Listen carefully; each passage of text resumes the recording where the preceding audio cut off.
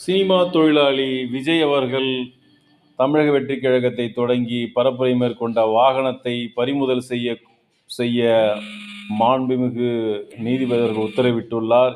ஏன் கருணை காட்டுகிறீர்கள் என்று கூறியுள்ளார். அவர் கட்சி ஆரம்பிக்கும் போதே தான் கட்சி மற்ற கட்சிகள் செய்யாததை செய்வோம் என்று கூறவில்லை. கட்சி ஆரம்பித்த அன்றே சொல்கிறார், மற்ற கட்சிகளை அனைத்தையும் நான் கூட்டணி சேர்த்து முதலமைச்சராகி விடுவேன் என்று. மற்ற கட்சிகள் சரியில்லை என்றுதான் நீங்கள் கட்சியை ஆரம்பிக்கிறீர்கள். நீங்கள் எப்படி?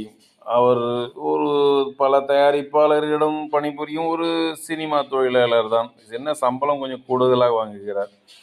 இதுவரை அவர் ஒரே ஒரு தடவை நேரு ஸ்டேடியத்தில் தனது ரசிகர்களுக்கு பிரியாணி போட்டதாக நான் அறிவேன். மற்றபடி அவர் எந்த விதமான ஒரு பொது சேவை செய்ததாக என் நினைவுக்கு இல்லை, செய்யவும் இல்லை. எல்லோரும் இப்போ சம்பாதித்த பணத்தை அடுத்து கொடுக்க சொல்லவில்லை. பொது சேவைகள் என்று நீ வரும்பொழுது நீங்கள் செய்துதான் ஆக வேண்டும். நாம் என்ன எடுத்துக்கொண்டு போகிறோம்? செய்யலாம் மனம் இருந்தால். ஆகவே சினிமா தொழிலாளி விஜய் அவர்கள் பரப்புரை செய்த வாகனத்தையும் அந்த டிரைவர் மீது நடவடிக்கை எடுக்க வேண்டும். ஏன் நிகழ்ச்சி ஏற்பாளர்கள் மீது கருணை ஏன் காட்டினீர்கள் என்று தமிழக அரசின் மீது மாண்புமிகு நீதியரசர் அவர்கள் கேள்வி கேட்டார். அதன் அடிப்படையில் விரைவில் சினிமா தொழிலாளி விஜய் மீது சட்டப்படியான நடவடிக்கை எடுக்கப்படும் என்று தெரிகிறது. அதை பொறுத்திருந்து பார்ப்போம். சினிமா தொழிலாளி விஜய் பற்றி ஏதாவது இதுவரை ஒரு 50 வயது இருக்கும் என்று நினைக்கிறேன். அவருக்கு சினிமா சிறு வயதிலிருந்தே வந்திருக்கிறார். ஏதாவது நலத்திட்டங்கள் பொதுமக்களுக்கு செய்திருந்தால் இந்த காணொளியில் நீங்கள் பதிவிடுங்கள், பாராட்டுவோம்.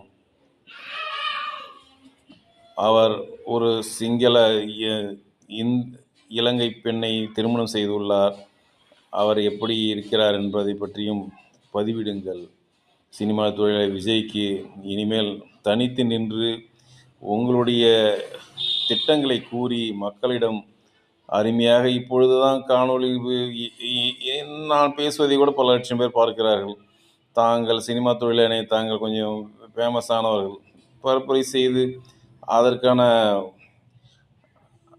ஆக்கமான திட்டங்களை வகுத்து மக்களுக்கு நல்லது செய்யும்படி கேட்டுக்கொள்கிறோம். பாண்டிச்சேரி கிங்ஸ் நியூஸை சப்ஸ்கிரைப் செய்யுங்கள். உங்கள் கருத்துக்களை பதிவிடுங்கள். இன்னும் பல விஷயங்களோடு மீண்டும் சந்திப்போம்.